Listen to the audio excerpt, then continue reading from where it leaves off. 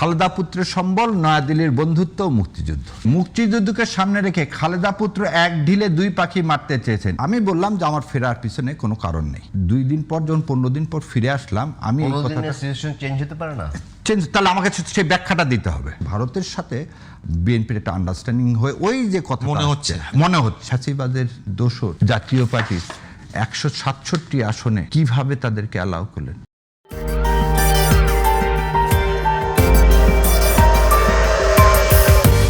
আমি পাকিস্তান টিভিতে এই সাক্ষাৎকার দিয়েছি। টিভি আর পাইলেন না?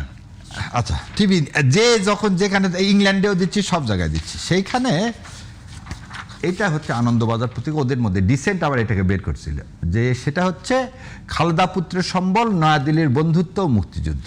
ওখানে আমার কথাটা হওয়া উচিত ছিল যে তারেক রহমান সাহেব ওখানে কি ছিল সেটাও বল। আরও একটা তর্জব কথা দেখে, আমার এই ইন্টারভিউ দেওয়ার পর ওরা করছে কি, ওদের প্রেস থেকে ওটা সরা ফেলছে।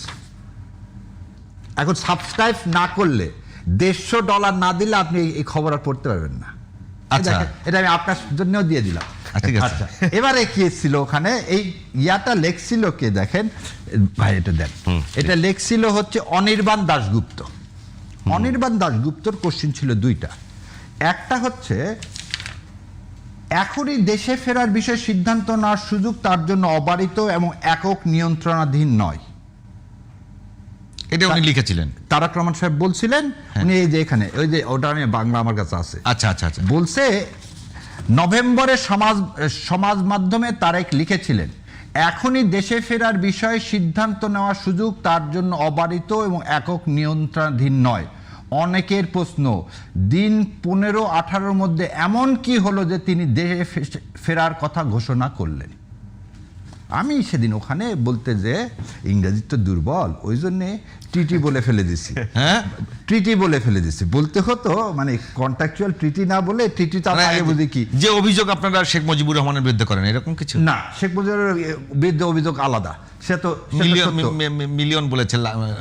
হ্যাঁ, এটা ধরতে পারেন। হ্যাঁ, এটা আচ্ছা, ওখানে আমার বলা উচিত ছিল আন্ডারস্ট্যান্ডিং এর মাধ্যমে। কেন আজ পর্যন্ত তো একদম সম্মান নিয়ে বলতেছি, এবং যেহেতু তারেক জিয়া বলছে গঠনমূলক সমালোচনা করতে, সেই জন্যই কিন্তু আমি এটা তুলছিলাম যে উনি কিসের ভিত্তিতে 2 সপ্তাহের মধ্যে তার ডিসিশন চেঞ্জ করলেন, সেটা কিন্তু আজ পর্যন্ত তিনি বললেন না।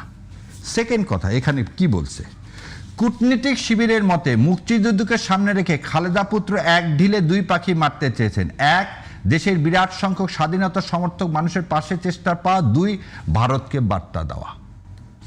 প্রশ্ন হচ্ছে এর সাথে আমি এখন এটা লিঙ্ক করি। কার লিঙ্ক করবো? জয়শঙ্কর আসলো না, জয়শঙ্কর একটা চিঠি দিছে। এই চিঠিতে বাংলাদেশ সমস্ত পেপার পত্রিকা আসছে। নরেন্দ্র মোদী কি বলছে, আমি আপনার সাথে বাংলাদেশে কাজ করতে আগ্রহী।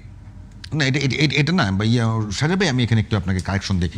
যখন আপনার কাছে আসবে, জামাত ইসলামের কাছে আসলো বা ইন্ডিভিজুয়াল ইলিয়াস ভাইয়ের কাছে, তখন তারা বলবে যে আপনাদের সঙ্গে আমরা কাজ করতে আন্তরিক, যদি বা দেশের মানুষ দায়িত্ব দেয় আপনাকে। না, এখানে কথা আছে ভাই, যখন রাষ্ট্রপতির কাছে যখন লেখা হয় না আপনাদের সাথে, মানে কি, মানে বাংলাদেশের সাথে, আমরা যেটা বারবার বলছি, আমরা কিন্তু একটা জিনিস দেখেন আমাদের এই আগে উত্তরটা দিয়ে নিই। সো আমি সেদিন যেটা বলছি যে 3টা কারণে জনাব তারেক রহমানের তার বাবা মার এইখানে কিন্তু খুব সুন্দর করে বলছে। ভাই যেটা বললো, আমি না, প্রথমটাকে আপনি সরি বলতেছেন কিনা ইয়েটা দিয়ে, ওই যে ওটা ট্রিটি বাদ দেওয়া, ট্রিটি না দিয়ে হয়তো আন্ডারস্ট্যান্ডিং, এই জন্য আমি একদম সরি বলতেছি এবং অন্তঃস্থল থেকে ক্ষমা প্রার্থনা করতেছি যে ওখানে আন্ডারস্ট্যান্ডিং কথাটা হতো। সেকেন্ডলি যে কথাটা বলতেছি, দেখেন শহীদ প্রেসিডেন্ট রাষ্ট্রপতি জিয়াউর রহমানের 2টা মূলনীতি ছিল। একটা মূলনীতি হচ্ছে ইসলামকে ধারণ করা, যারা ইসলামের বিরোধিতা করবে তাদের থেকে সরে আসা। তার প্রমাণ কি, সে কনস্টিটিউশন বিসমিল্লাহির রহমানির রহিম এবং আল্লাহ সর্বময় ক্ষমতার উৎস, এটা আল্লাহর উপর পূর্ণ আস্থা ও বিশ্বাস ঢুকালো। এবার আসেন ভারত বলে ফারাক্কা না, উনি তার চেয়ে বৃহৎ কাজ করেছে। তালপট্টি দ্বীপ নিয়ে উনি গেছিলেন হচ্ছে ইউএনএতে। আজকে যে আমরা বলি না যে বিজয় হয়েছে আমাদের সমুদ্র বিজয়, সেগুলো তো আমরা সবাই জানি। না না, এটা কি জানেন, যে সমুদ্র বিজয়ের যে রেখা টানা হয়েছে, সেই রেখায় আর এখন তালপট্টিকে বাদ দিয়ে আসছে। আমি মনে হয় আপনাকে বুঝাইতে, আমি মনে হয় আপনি বুঝাইছেন। এবার আসি, সেই রক্তটা আছে তো তারেক রহমানের কাছে। আমাদের কথা, তারেক রহমান কি ভারতীয় আধিপত্যবাদ থেকে সরে গেছেন কিনা, এটাই ছিল আপনার কোশ্চেন। এটা যে জামাত ইসলাম বলতেছে, আমি আপনাকে আর খোলাটা কারেকশনটা করে দিই। 1 নম্বর বিষয় যদি বলেন যে মানে বিশ্বের কোনো সংবিধানে সরাসরি মানে ইমানের মূল বিষয় যেটা, যে আল্লাহর উপর পূর্ণ আস্থা এবং বিশ্বাস, এটা তো ইমানের মূল বিষয়। Yes, বিশ্বে কোনো সংবিধানে এটা অ্যাড হয়নি, কিন্তু বাংলাদেশ ছাড়া, বিশ্বে একমাত্র বাংলাদেশেই ছাড়া আর কোনো জায়গায় হয়নি, অ্যাড হয়নি। এটা শহীদ রাষ্ট্রপতি করেছেন। জি। শহীদ রাষ্ট্রপতি সংবিধানের শুরুতে বিসমিল্লাহ বিসমিল্লাহ করেছেন, সাথে আধিপত্যবাদ বিরোধী শক্তি হিসাবে মানে তাকেই প্রথম ধরে নেওয়া হয় দুইটা কারণে। আমি একটা হচ্ছে আর্মিকে সে হচ্ছে রিকনস্ট্রাকশন করলেন। আমি ব্যাখ্যা দিই। এখন এই মানে শহীদ রাষ্ট্রপতির দলকে আধিপত্যবাদের পক্ষের দল হিসাবে যে ক্যাম্পেইন করা হচ্ছে, সেই রিজনটা কি? এই কথাটাই বলতেছিলাম যে আজকে কেন রিজন হলো। প্রথম কথা, আমি বললাম যে আমার ফেরার পিছনে কোনো কারণ নেই। আমি 2 দিন পর, যখন 15 দিন পর ফিরে আসলাম, আমি এই কথাটা চেঞ্জ হতে পারে না, চেঞ্জ, তাহলে আমাকে সেই ব্যাখ্যাটা দিতে হবে। রাজনীতিতে আমরা সারফেস লেভেল আর কথাটা হলো যে আমাকে তো ব্যাখ্যাটা দিতে হবে। দ্বিতীয় কথা, আমি এখানে ব্যাখ্যার সাথে 300 ফিটে তিনি যে বক্তব্য দিলেন, তাতে ভারতের আধিপত্যবাদ এই শব্দটা কিন্তু তিনি একবারও আজ পর্যন্ত যতগুলো দিছেন একবারও ইউজ করেননি। একদম আপনি একদম খুব সুন্দর ভারতীয় না বলে আধিপত্যবাদ বলেছেন। সে আধিপত্যবাদ তো মানে সমস্ত আধিপত্যবাদ, সমস্ত কিন্তু আমাদের একটা কথা হচ্ছে, হাদির আপনি যখন বলবেন হাদির বিচার চাই, আধিপত্যবাদের বিরুদ্ধে আমি লড়াই করবো বললেই কিন্তু, আচ্ছা যদি এটাকে আপনি ওই ব্রড সেন্সে নিয়ে আসেন, আধিপত্যবাদের বিরুদ্ধে উনি বলছেন, আচ্ছা ঠিক আছে, ভারতের মধ্যে হলো। এখন দ্বিতীয় যে কথাটা হলো, তার যে নির্বাচনী ইস্তেহার, সেই নির্বাচনী ইস্তেহারে আমরা দেখতে চাই, আমি বলতে চাই এখনো দেখতে চাই, কারণ যে কথাগুলো আমরা শুনতেছি বা শুনতে পাচ্ছি তার দলের বিভিন্ন লোকের, যেমন ধরেন সালাউদ্দিন সাহেব গতকালকে বলছেন একজন মারা গেছেন, সেটা বিচ্ছিন্ন ঘটনা। এইভাবে যদি আমি প্রতিটা জিনিসকে যদি মালায় গাঁথি, তাহলে আমি 2টা জিনিস দেখতে পাচ্ছি। 1 নম্বর হচ্ছে, যদি এই রিপোর্টটা সত্যি হয়ে থাকে আনন্দবাজারের, এটা আপনি বলেন আনন্দবাজারের রিপোর্ট সম্পর্কে আজ পর্যন্ত বিএনপির কোনো দলীয় কোনো স্টেটমেন্ট নাই যে আমি আপনাকে একটা কথা বলি, বেশি হয়ে গেছে কি প্রতিবেদন আর মানে আমি বলি নিউজ এবং ভিউজের মধ্যে পার্থক্য আছে। আর কিছু কিছু জায়গায় মন্তব্য প্রতিবেদন বলে একটা শব্দ আছে।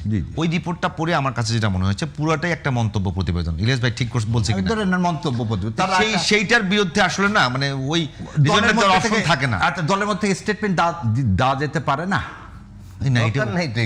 আপনার যদি বলেন যে দরকার নাই, যদি কেউ বলে দরকার নাই, আপনি যেটা আমি মনে হয় একটা জায়গায় খোলাসা করতে পারতেছি না যে আসলে মানে সম্প্রতি কোনো কারণে কোনো হতে পারে, কিন্তু আমি ইলিয়াস ভাইয়ের সঙ্গে কথা বলছিলাম যে আওয়ামী মুসলিম লীগ থেকে আওয়ামী লীগ হয়ে গেছিল একটা মুসলিম জাতীয়তাবাদী দল, একেবারে বামপন্থী ঘরানার দলে পরিণত হয়ে গেছে, সেকুলার হয়ে গেছে, নজির আছে।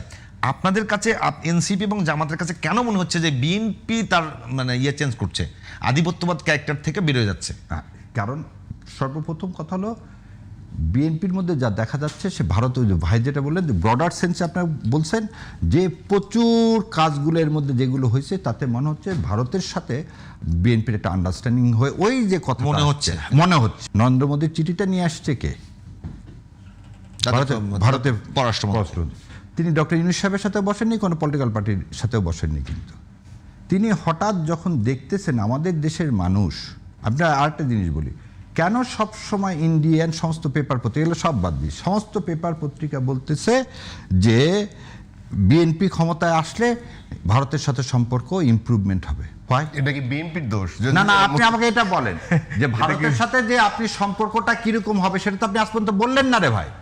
আপনি কি বলছেন যে আমার বাবা মার সাথে যে সম্পর্ক, যে রক্তের কারণে যে জন্য আমার মা মারা গেলেন, আপোষ করলেন না, সেই একই ধারা আমি চলবো? আজকে এই ইয়ার কথা বলি, আজকে পানির কথা নিয়েও আজকে এই মাহমুদুর রহমান ভাই আজকে যে সম্মেলনে যে 2টা কথা বললেন, যে রুহুল আমিন ভাই থেকে শুরু করে সমস্ত সাংবাদিকের কথা নিয়ে আসলে, ওখানে প্রথম আলোর পানি নিয়ে কথা বলছিল, পানি আমাদের ডেইলি স্টার মাহফুজ সাহেব পানি নিয়ে কথা বলছে, এবং তারেক রহমান সাহেব এটাই অ্যাড্রেস করছে। তিনি কি একবারে তিস্তার কথা আর ফারাক্কার কথা বললেন ওখানে? ইলিয়াস ভাই এটা একটু বলবেন, ফারাক্কা এবং তিস্তার কথা বললেন না? আপনি তো এই কথাটা যে বললেন, ফারাক্কা তিস্তার কথাটা তো মেন। আমার যদি ড্রাইড আপ হয়েছে তো এদের জন্য, ইন্ডিয়ান আগ্রাসনটাকে খালি রাজনৈতিক না।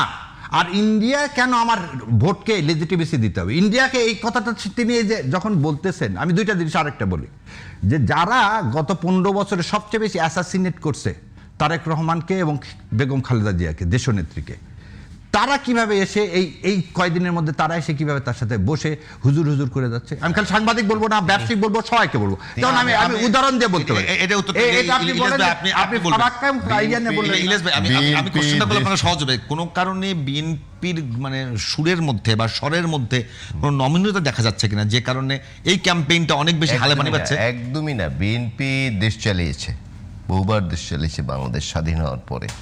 তারা একটি দায়িত্বশীল দল, আর আমি ইচ্ছে করলে প্রতিবেশীকে চেঞ্জ করতে পারবো না কিন্তু। এবং বিএনপি বিশ্বাস করে যে সবাই আমাদের বন্ধু, কেউ আমাদের শত্রু না। ধরুন ভাই যেটি বললেন যে জাতীয়তাবাদীদের কাছে জাতীয়তাবাদীকে কেউ বিশ্বাস করবে এভাবে? কোনো দেশ করবে, অবশ্যই করবে। জাতীয়তাবাদী- এবং তিনি জাতীয়তাবাদ ধারণাটা তো এরকম যে আমি আমার প্রতিপক্ষ মনে করি আমি একটা ধারণা ক্রিয়েট করছি। সেটা ঠিক আছে, বাট আমি তো ইচ্ছে করলে একটি প্রতিবেশী দেশের সঙ্গে যুদ্ধে লাগাতে পারবো না, বা একজন তার ডেড অ্যাগেনস্টে চলে যেতে পারবো না। যৌক্তিক কথাগুলো তিনি বলছেন, তিনি 31 দফায় তো এগুলো আছে। এটি একটি ন্যারেটিভ তৈরি করা হচ্ছে এবং নানা চেষ্টা করা হচ্ছে বিএনপিকে মেলাইন করার, কিন্তু এগুলো ধোপে টেকে না। বাংলাদেশের মানুষ এখন শিক্ষিত, তারা পত্র পত্রিকা পড়ে, টেলিভিশন দেখে। আপনার আমার চেয়ে কিন্তু গ্রামের চার দোকানে বসে বেশি দেখে, পত্রিকা পড়ে, খবর পড়ে। সুতরাং বিএনপিকে নানাভাবে মেলাইন করার চেষ্টা করা হচ্ছে। এই যে এক পর্যায়ে বলা হয়েছিল যে এক পর্যায়ে বলা হয়েছিল যে বিএনপি ইয়েদের বিচার করবে না, যারা 5ই আগস্টের আগে যে মানুষ হত্যা করেছে বা 15.5 বছর যারা দুর্নীত শাসন চলেছে। সবচেয়ে ক্ষতিগ্রস্ত হচ্ছে বিএনপি। বিএনপির হাজার হাজার কর্মী হত্যা করা হয়েছে। বিএনপি মামলার কারণে কোর্টের বারান্দায় ঘুরেছে।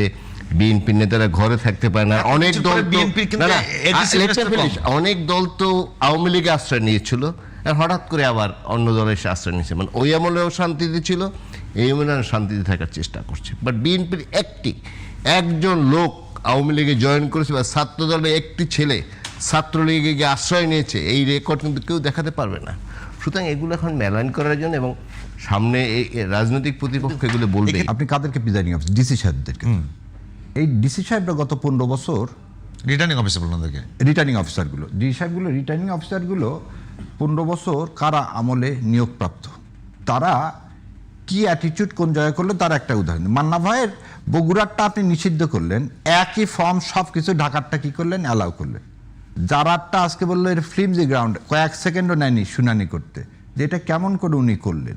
আমি খালি উদাহরণ দিই, আমাদের কুড়িগ্রামে নমিনেশন পেপার যে কারণে বাতিল করলেন, ফেনীতে আর এক প্রার্থীর কি করলেন, ওই কারণেই তারটা অ্যালাউ করলেন। সারা দেশে একটা পার্টিকুলার পার্টির একটা নমিনেশনও বাতিল হয়নি, অন্য সব দলের নমিনেশন বাতিল হয়েছে। এবং এই লিস্টটা আমি লিখে নিয়ে এসেছি, ভাবছিলাম আপনি এগুলো প্রশ্ন করবেন। এগুলো যদি বলতে যাই তাহলে আজকে আর এইটাই শেষ হবে না, খালি আরেকদিন এটা নিয়ে কথা বলবো। কিন্তু আপনার শেষ এই ভাইয়ের একটা কথা, ভাইয়ের কাছ থেকে শুনতে চাই যে ভাই 16ই ডিসেম্বর লন্ডনে জনাব তারেক রহমান একটা বক্তব্য দিয়েছিলেন। সে বক্তব্য জিসটা ছিল হচ্ছে যে 71কে, আচ্ছা জিসটা বলে দিচ্ছি আপনাকে, জিসটা এখানে লেখাই আছে। Genuine lawyer? না না না না ভাই, আমার আচ্ছা, জিসটা হচ্ছে যে 71 সালে যারা ষড়যন্ত্র করেছিল, 75-এর নভেম্বরে 1996 সালে, এবং পরবর্তী সময় যারা ষড়যন্ত্রে লিপ্ত ছিল তারাই আজ সক্রিয়। ওখানে ভারত ছিল না ভাই। আর আপনি যেটা বললেন, আমরা সবাই এক জায়গায়, নাম শেষ করে আপনার প্রশ্নটাই শেষ করে দিচ্ছি। দ্বিতীয় কথা, হ্যাঁ আমরা সবাই এক, ফ্যাসিবাদের যাতে কি না হয়, এ দেশে পুনর্প্রতিষ্ঠিত না হয়। ফ্যাসিবাদের দোসর জাতীয় পার্টির 167 আসনে কিভাবে তাদেরকে অ্যালাউ করলেন, এই দুটার কি উত্তর দেন? এটা কি বিএনপি করেছে অ্যালাউ? না না, আমরা ইলেকশন কমিশনের কথা বলছি। ইলেকশন কমিশন নিরপেক্ষ না, এর মধ্যে আমাদেরকে যেতে হচ্ছে। আমরা যদি এখন বলি নিরপেক্ষ না, ভোট করবো না, তাহলে আবার আমাদের উপর দোষ। আমি বললাম জাতীয় পার্টিকে আপনি প্রজ্ঞাপন দ্বারা বাতিল করে দিলেন, সেই দলের 167 জনকে আপনি নিয়ে আসলেন কেন? আবার কি 2008 সালের কোন অশনি সংকেত? শোনেন, রাতারাতি তো সব চেঞ্জ হয়ে যাবে না। যেমন ধরুন আমাদের প্রতিবেশী দেশে নানা সংকট আছে, কিন্তু নির্বাচন নিয়ে কিন্তু খুব বেশি প্রশ্ন নেই, কিন্তু মোদি এসে সেটাও করে করছে। তো বাংলাদেশে ধরুন এখন যারা আছেন দায়িত্বে, বা আগে যে ধারাবাহিকতা, এটা তো নতুন মানুষ আসেনি, এই দেশেরই মানুষ, কিন্তু সীমাবদ্ধতার ঊর্ধ্বে কেউ নাই। এই জন্য কিছু কিছু সংকট দেখা যায়। সরকার যদি ব্যান না করে, আমি জানি নির্বাচন কমিশনের ক্ষমতা আছে কিনা, সরকার যদি জাতীয় পার্টিকে নির্বাচন থেকে বিরত রাখতে কোনো আইন না করে বা কোনো নিয়ম না করে, তাহলে নির্বাচন কমিশন কিছু কি করার শক্তি আছে? আমি জানি না, ভাই হয়তো কিন্তু কেমন নির্বাচন হবে এরকম অবস্থাতে? খুব ভালো নির্বাচন হবে আমি আশা করি। সব দল উজ্জীবিত আছে, তরুণ সমাজ উজ্জীবিত, যারা ভোট দিতে পারে না তারা মুখিয়ে আছে ভোট দেওয়ার জন্য। ওই কিলিং হলো এগুলো দেখে এটাও একটা ন্যারেটিভ হচ্ছে, তৈরি করা হচ্ছে না নির্বাচনটা হয় কিনা আসলে, কারণ অনেক আপনাকে একটু সাহায্য করি। জি আওয়ামী লীগ এবং এর সকল অঙ্গ সংগঠন, সহযোগী সংগঠন মানে 14 দল ও ভাতৃপ্রতিম না সংগঠন। না, সহযোগী সংগঠন ভাতৃপ্রতিম সহযোগী সংগঠন অন্যটা। কারা হবে? 14 দল হবে। সহযোগী সংগঠন আওয়ামী লীগের না, অঙ্গ সংগঠন তো। অঙ্গ সহযোগী সংগঠন বলতে না, ওটা অঙ্গ বোঝাচ্ছে সহযোগীরা, অঙ্গ সংগঠন বলে কমা। অঙ্গ ও অঙ্গ সহযোগী মানে আপনাকে যে সহযোগিতা করছে। না না না না না, 14 দল তো তাই। আগের ইয়েতে আছে যে ওই সহযোগী সংগঠন বলতে যেমন আচ্ছা, ভাতৃপ্রতিম কে হবে? ভাতৃপ্রতিম সংগঠন হয়তো বলতে পারেন আপনি। আর না, আমার কথা তো ভাতৃপ্রতিমের মধ্যে আসে, আপনি তো নিষিদ্ধ করছেন। আচ্ছা, গভর্নমেন্ট এটা অ্যালাউ করুক যে জাতীয় পার্টিকে আমি নিষিদ্ধ করিনি। আমি এই কথাটা ভাইকে এই করে বলে আমি রিটে ফাইল করছি, সেই রিটে শুনানি চলমান।